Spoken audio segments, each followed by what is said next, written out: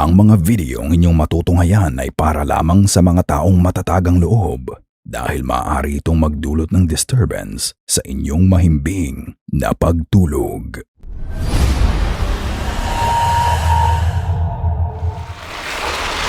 Forest Cabin.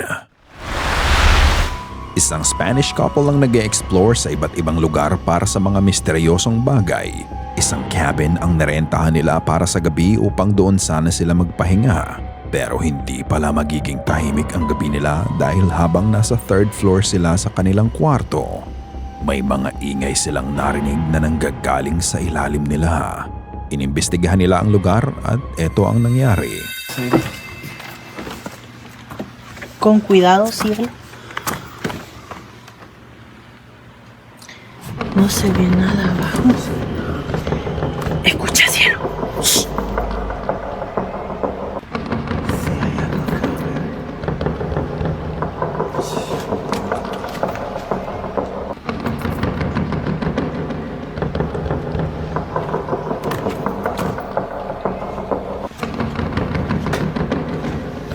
Ten cuidado, cielo. Como si hubiera alguien que caminara aquí, pero no puedo ver. Cielo, es aquí arriba. Aquí arriba también se escucha. Es que se oye abajo y cuando estamos aquí se oye arriba. Ahora se escucha arriba.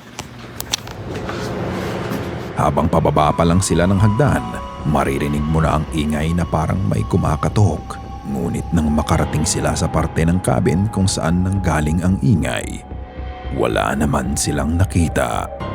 Hindi pa nga doon nagtatapos ang kakaibang mga pangyayari dahil bukod sa pagkatok, may mga kaluskos na din na nanggagaling sa ilalim ng nasabing cabin.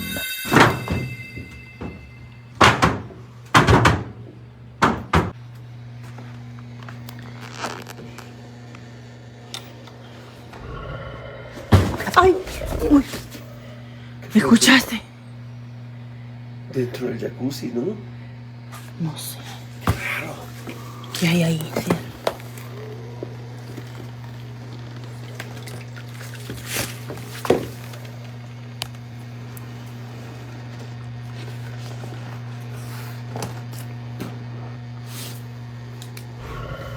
Salgamos de acá para arriba.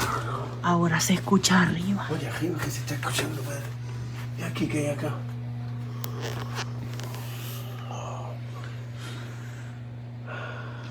Salgamos de acá mejor. Claro, ¿no? Sí.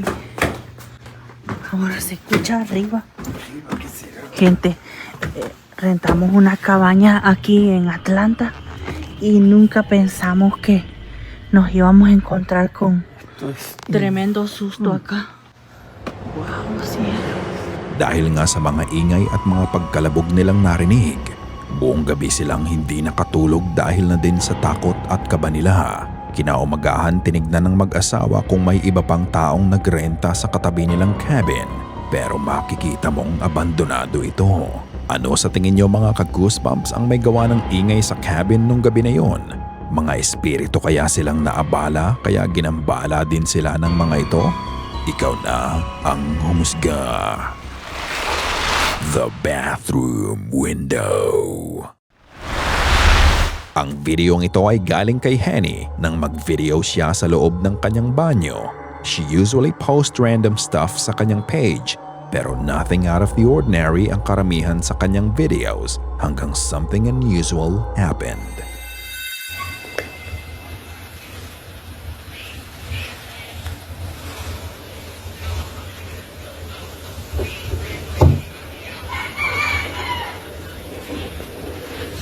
the fuck?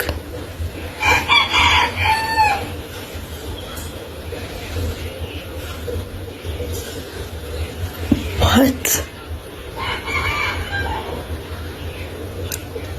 What? Sa video, nire-record lang niya ang sarili niya sa salamin nang mapansin niyang gumagalaw ang bintana ng banyo niya. Dahan-dahan itong nagbubukas ng mag-isa at hindi lang ito ang tanging pagkakataon na nakunan niya ang kakaibang event na to.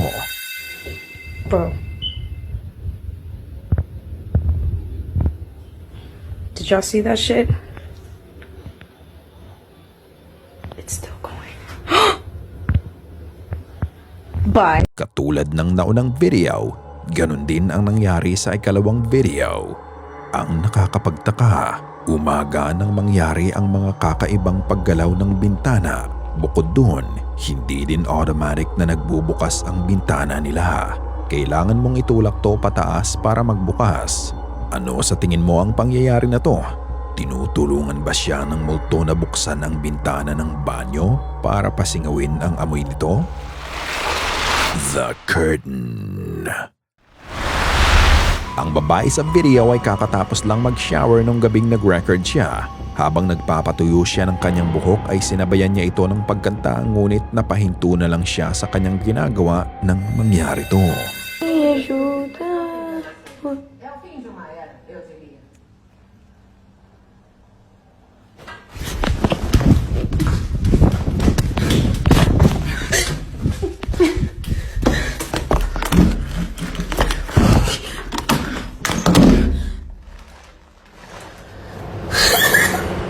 Tignang mabuti ang kurtina sa likod niya. Gumalaw ito ng unang beses at ito nga ay napansin niya kaya napahinto siya sa pagkanta niya. Sandali siyang nakiramdam habang patuloy pa din siya sa pagre-record. Hindi nga nagtagal, muling umangat ang kurtina kaya napatayo at napatakbo na lang siya sa pagkakaupo niya. Makikita mo sa mukha niya na genuine ang takot na naramdaman niya. Is this another supernatural event caught on cam? O di kaya ito ay hoax lamang? Ikaw na ang magpasya. The Caregiver. Nag-post ng video ang babaeng may account name na Music Lover sa kanyang TikTok para tanungin ang mga nakapanood nito kung ano sa tingin nila ang nangyayari. Ito ay kuha ng caregiver ng tito niya sa shared home o nursing home kung saan may mga disability ang mga nakatira dito. Naniniwala ang ama ni Music Lover na haunted ang nursing home na to at ito ay maaaring kagagawan ng lolo niya na pinagmumultuhan ang tito niya. Ito ang video.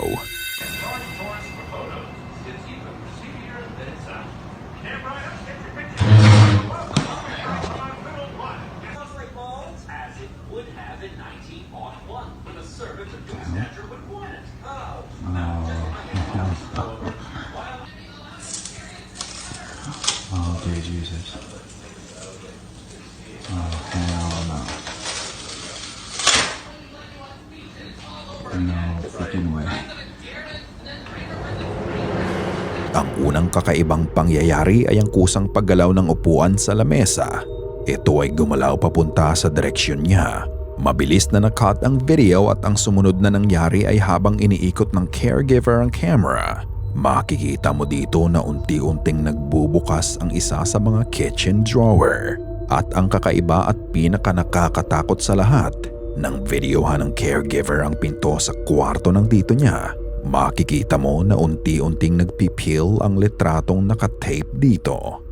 Makikita mo na dahan-dahang tumutupi ito ng mag-isa at natatanggal ang pagkakadikit ng larawan sa pinto. Naniniwala ba kayo na ang espiritu ng lolo niya ang nanggagambala sa nursing home o ito ay gawa ng iba pang mas madilim na nilalang? Kung ikaw ang caregiver sa bahay na to, kaya mo din bang maging ganito kakalmado kahit may mga hindi na maipaliwanag na bagay ang nangyayari sa mismong harapan mo? Noise in the basement. Ito ang nag-iisang video na ipinost ni Anthony Malico sa account niya. Ang sabi niya ang kaibigan niya ay nagtatrabaho sa isang lumang building ng mag-isa nang marinig niya ang mga ingay na to.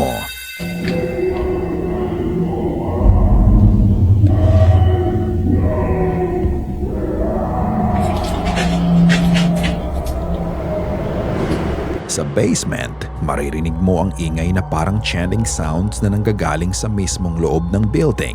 Ang eerie sound ay nakuha lang nang makarating siya sa basement. Could this abandoned building be hiding cult activities and dark rituals? Unfortunately, wala nang ibang context na ibinigay ang uploader ng video. Ito ba ay totoo o gawa-gawa lamang? Vacant Station.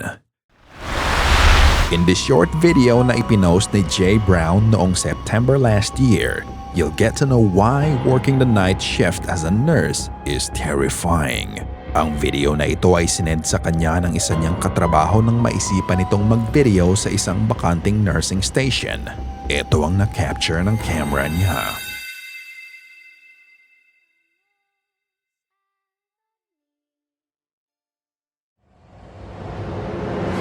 Walang ilaw ang kwarto ng mga pasyente at kapansin-pansin na hindi na nga ginagamit ang unit na to. Nang ibaling ng nagvi-video ang camera sa kaliwa, may makikita kang nakatayo doon na nakasuot ng puting hospital gown o hindi kaya ay puting kumot na nakabalot dito. Sandali niyang ibinalik ang direction ng camera sa mga bakanting kwarto.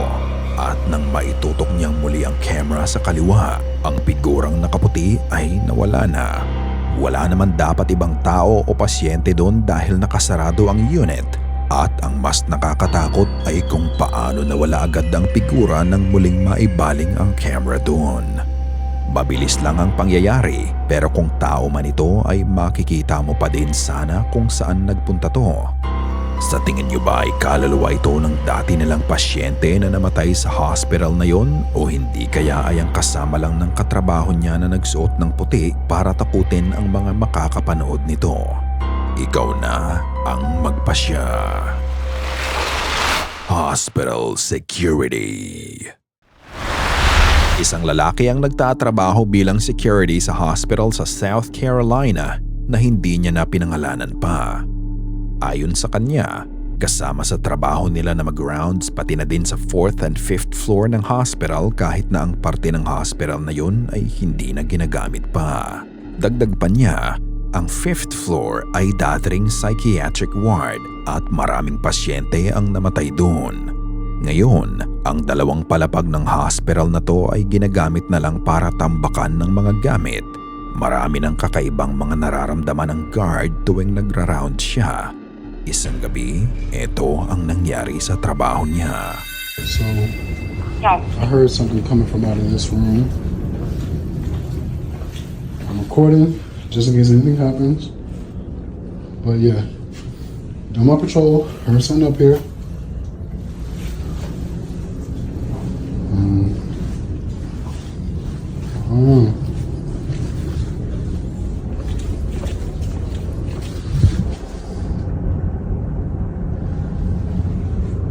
What in...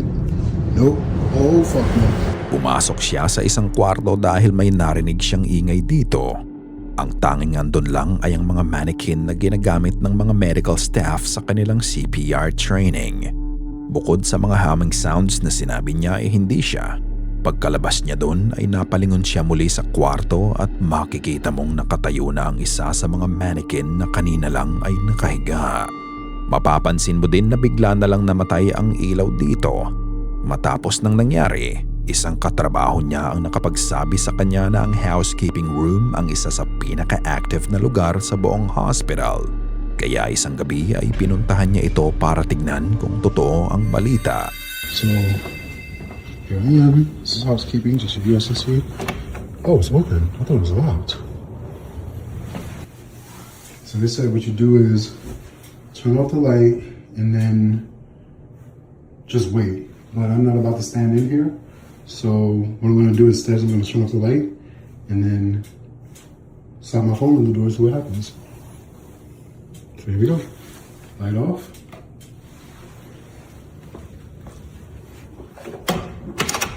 And going under.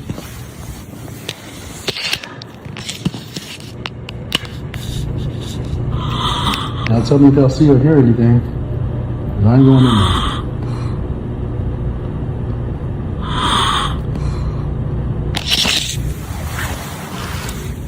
Anything?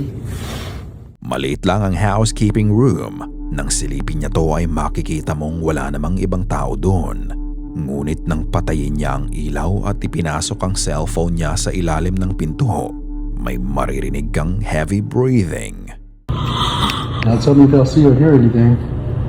I ain't going in there. Ang ganitong paghinga ay karaniwan sa mga pasyenteng malapit ng mamatay, kaya mas nakakapangilabot ang tunog ng paghinga na yun. Maaring ito ang huling hininga ng isa sa mga pasyente nila na nakuna ng camera niya. Kinabukasan, muli niyang binalikan ang housekeeping room, pero sa pagkakataong ito, nanatili siya sa loob ng kwarto. So, back up here on the 4th floor, yet again. Y'all did not like me leaving y'all in the thing yesterday. But today, I am going to take the advice of one of our viewers, and I'm going in there with y'all. See what happens. Here we go. Alright, so I'm in the housekeeping closet. You can see it's just me. He's in here. Okay. Now somebody asked me to set this thing up on the desk. I can't do that because the logo for the company I work for is not supposed to be in the video. So this is the most you're gonna get. But I showed you the whole room. There are no cuts. Here we go. I'm shaking. Here we go. Okay. There's the door there. Nothing up there. You can see, well, you can't really see, but you get what I'm saying. I'm talking so that way you can hear that. What the hell?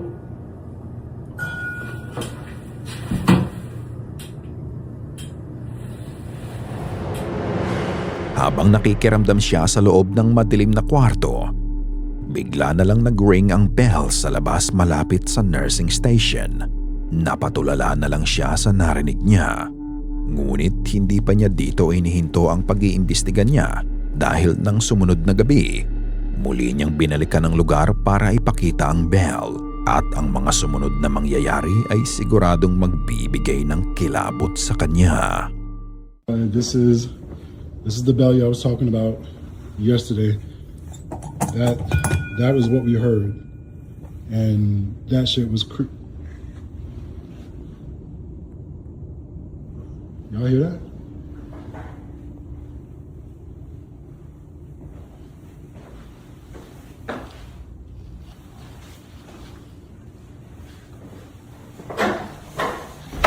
Oh shit!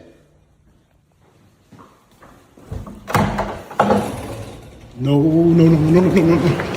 Habang pinapakita niya ang bell, nakarinig siya ng ingay sa likod niya. Pinuntahan niya ang kwartong pinanggagalingan ng ingay at habang andun siya, bigla na nga lang nagsara ang pinto ng kwarto. Hindi lang yon ang kakaibang pangyayari dahil nang makalabas siya sa kwarto, makikita mo ang tali ng bell na gumagalaw din mag-isa. Matapos ng lahat ng nasaksihan niya ay napatakbo na lang siya sa kaba.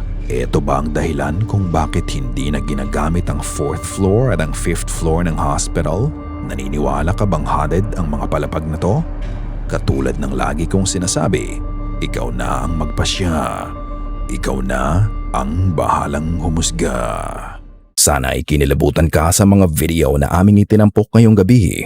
Kung may nais kang ibahagi ay bukas ang aming email na goosebumpstopstories@gmail.com at Facebook page. Check out our TikTok page na din at goosebumpstop5. At kung hindi ka pa nakasubscribe at nakalike sa channel at video na ito, gawin mo na. Kung nais mong walang nilalang na bumisita sa'yo mamayang gabi.